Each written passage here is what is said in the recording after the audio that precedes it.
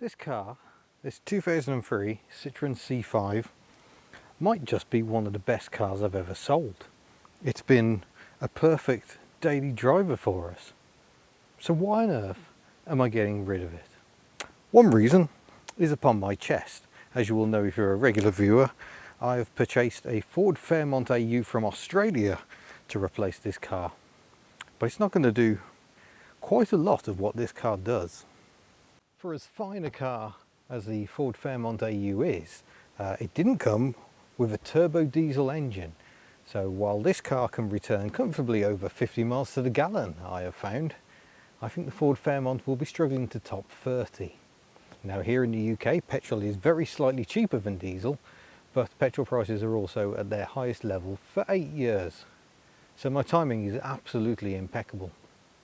The Fairmont will not be able to match the practicality either of this wonderful estate, and the self-leveling suspension, which is counterbalancing my own weight even as I talk to camera.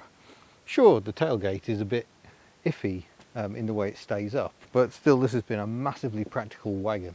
We can go away full family, that's us, 2 kids, 2 dogs, and we all fit in here quite comfortably. I think we'll be all right in the Fairmont. That waits to be seen. But life with a C5 isn't perfect. This tailgate latch sometimes works and sometimes doesn't. And that bit very often falls off. Someone has removed it in the past and tried gluing it back on. Also, the glass that should lift separately, the button's broken, so it doesn't. Furthermore, this week the car has decided that if I open a door, not that door, if I open a door, not that door either. Sometimes when I open the door, the tailgate pops open all by itself, as if by magic. I'm yet to work out why that's happening. And there are other electrical quirks. I can lower this window here. I can lower the window on the other side as well. But sometimes when I press the up button, today it's working perfectly of course because we're on camera, the window just keeps going down and you can't get it to go back up again, until sometimes it does go up, and sometimes the driver's button comes out altogether. But let's be positive here. Something very good, as you'd expect in this car, is comfort. The hydro pneumatic suspension combined with a very nice seat design, complete with an armrest. I mean, it's actually, oh, the armrest is broken. There we go. Yeah, it's a very comfortable driving position. I don't recall the Fairmont having separate armrests, and this is a low spec car. Yeah, it's got digital climate control. That doesn't work. The air conditioning is broken, and lots of comfort like the armrest. It's really nice. It's quite well spec'd. It's got a lot of things, which is a bit of a Citroen hallmark. Citroen BX, which was 2 generations before this, often had electric windows and other fancy gadgets when other cars had none. So yeah, there's a lot to like here, as we'll find out when we head out on the road. But I just thought I'd do a bit more of a review of this car. I've covered over 2,000 miles in it. You have heard very little about it. I did one road trip in it, where I put about 1,000 miles on it in a week. And since then, I've not really filmed much. I've just been driving around and enjoying it, using it as a family wagon. And it's very good for that. It's been absolutely superb. The back is regularly full of junk food. That's quite an annoying bleep. And all sorts, and yeah, I had to spend quite some time clearing it out the other day, ready for its new owner. I'm very pleased to say the new owner is in the Citroen Car Club and has promised much expenditure on this car, and that's good. I hope he enjoys it, but being a Citroen man, he at least knows that there are quirks, and this car has been thrown up quite a few, which is why the tailgate is suddenly opening quite randomly. Not when you're driving along, thankfully, just when you open doors or unlock the car. It just randomly decides to open the boot for no good reason. And that was something that scared me with this car. I thought this car would be much worse for electrical gremlins. It's actually been really good. We haven't had any dependability issues at all. We just get in it and we go. It's been absolutely magnificent. We've taken it on holiday down to Devon. We've taken it over Porlock Hill down in Devon. Even though the clutch is on its last legs, which ultimately is the reason for sale, I can't justify the price of a clutch on this car. But I also think it's time for a change. I've got Betty the Fairmont coming, and while she drinks a lot of fuel, I can at least rest easy knowing I haven't spent over £700 on a clutch job. So that buys a bit of petrol, doesn't it? Doesn't it? Now I will say one of the things I really don't like is the key. Look, it's massive. It's an absolutely enormous key, and technically it does fold up, but it tends to ping open in your pocket and start stabbing you in the leg. That is a really terrible design. But talking of design, the C5 has attracted a lot of flack over the years for being quite hideously ugly. A bit like a Ford Fairmont AU, I guess.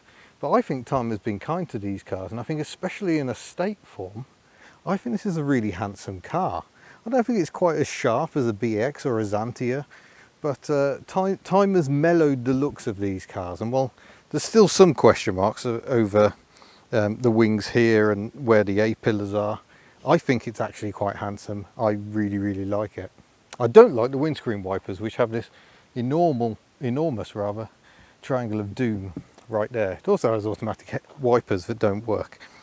There are other things I like about this car as well, like the electronic hydropneumatic suspension. So I can just press the button on the center console and the car goes up, and it adjusts for height all the time. Although it does that even when the engine is not running, which some people find a little alarming. The hydropneumatic suspension, the novelty never ever wears off for me. Let's drop her back down to normal height. I think that's normal height. The car will drop at speed as well to get a bit closer to the ground and improve the aerodynamics. And similarly, if you drive down a really bumpy road, the car will raise itself slightly. You have to be a bit careful. You can blow up the reservoir for the LDS fluid. It doesn't use LHM because the braking and power steering entirely conventional on this car. It's no longer one big system doing everything, which I think was possibly related to the ABS with a lot electronic brake force distribution, all that sort of gubbins. But very safe car as well. There's airbags absolutely everywhere, but frankly I think that's enough waffle. Let's go for a drive. We do have slight issues with gauges as well. The temperature gauge is overreading, sometimes it doesn't read at all, and the voltmeter is also reading quite incorrectly, but everything else seems to work. And you can hear the turbo quite nicely, which I quite like. In fact, I like the interior a great deal. The switches all fall to hand very nicely. It's a very nice place to sit. It's probably comfortable in the back as well, but I'm not a child or a dog, so I can't really comment. One other minor fault of this car, most seat belts have a little bobble on them. I can't show you that one because it won't pull out enough to stop the belt buckle disappearing to the bottom of the floor. It's vanished on this one, so I have to keep going hunting for it. Also, the driver's seat will sink with time, which is quite irritating, as is that camera angle because you're looking right at my legs. I do apologise. So I have to keep raising the seat every now and then just to get back up to where I was. But none of these are reasons to hate a car, and really I think it's probably a combination of all these little niggles, and I'm just like, you know what, it's time for a change. And the ride is not as smooth as other hydropneumatic Citroens. It does throw you around a bit. I mean, I know the GSA is an exceptional car, but it doesn't feel good enough. It'd be very interesting to see how we get on with a Fairmont in comparison. I've obviously not driven the Fairmont for a very long time, so I'm looking forward to bringing it home and seeing how this goes on. I mean, has anyone else ever compared a Citroen C5 with a Fairmont AU? I'm going to guess not.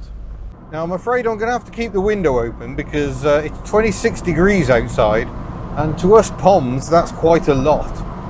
It is unfeasibly warm given how cold it was just a few days ago really. But this is one of the strengths of the engine. It pulls really well from really low down. So just above 1,000 revs the turbo cuts in and you're away with minimum revs. It's supremely relaxing. The gap between second and third is a bit too tall, so you have to hold second a bit longer just to make sure you get well into the turbo zone of third. But yeah, it's absolutely great really.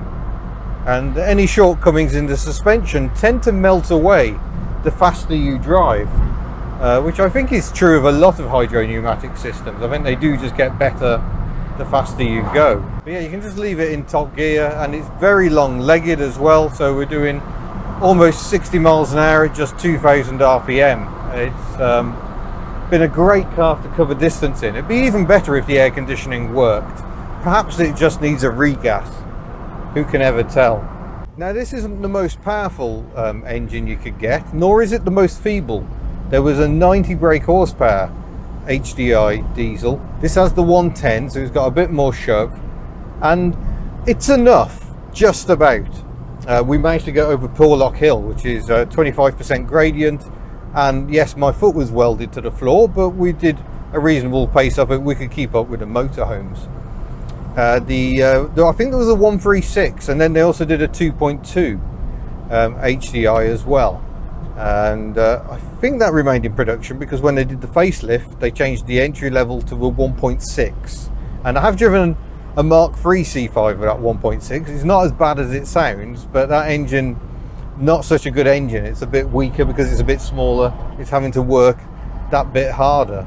Now the petrol options, I think it was a 2 litre, or I think it was a 1.8 if you really don't like moving, and topped off by a creamy V6, which is a very nice engine indeed, albeit Ford Fairmont-esque running costs. I think a diesel manual is probably the way to go, to be honest. Right, shall we give her a bit of stick and see how she goes? It is uphill, to be fair. First's very short, so you don't hang on. And you can rev the engine, but really, where's the point? It just gets noisier. I think maximum power's at about 4,000 revs. I will do that window up now. And yeah, this is what this car does best. It just eats up miles. And that's something the Ford Fairmont does well as well. Just drinks a lot more fuel while doing it. I will say we have had the teen get car sick twice in this car. The boy once in the GSA. So hydro pneumatic suspension does have its downsides. This gets a proper waft on. It does float. I will point out it's not the Hydractive suspension. It's called Hydractive, but really it's exactly the same as a Xantia Aurora BX, 4 spheres. It doesn't have the interlinked center sphere system to firm up the steering when you get a push on. But the handling is still very good, but it's a bit like a W123 Mercedes. You don't really feel the need to get a shift on. It's just not that sort of a car. So you do find yourself relaxing, and as you do, the lack of power becomes less of an issue because you're not trying to race the Audi boys. There's no point, you haven't got the grunt, so just sit back and waft. And this car has been magnificent for that. Fundamentally, I think this is a great car, and I think I probably wrote it off for far too long just because of the somewhat frumpy looks. There's somewhat frumpy looks that have aged surprisingly well. I'm going to have to turn the fan on, I'm dying in here. Now Miss Hubnut is not as thrilled as I am to be seeing this car go. She likes it a great deal because it has been such a good family wagon. But we'll see how the Fairmont compares. The Fairmont is not an estate, but it is 20 centimeters longer, and that might actually come in useful until it comes to parking, because even parking this can be a bit of a pain. It's enormous. So we'll see how we go. This is 4.7 meters long, the Fairmont 4.9. But yeah, it's been very good. I've been really pleased with it. It's definitely one of my better swaps. Remember, I bought a Primera for £400 and I swapped it outright for this car, and I still think that was a great deal. And so the sun sets on another car on the Hubnut fleet, but this is one of the ones that I think can be judged a success. It's been a very enjoyable car to own. I definitely wouldn't rule out another, but there are so many other cars I want to try. Of course, this one is coming very, very soon. I suspect we're going to want another family wagon there. So what replaces this longer term, we'll just have to wait and see. But thank you very much for watching. I hope you found this enjoyable. Don't forget you can head to the Hubnut store and buy lovely merchandise. We've got a new Betty design in now to celebrate the fact she's back. I look forward to seeing you in a future video. Farewell.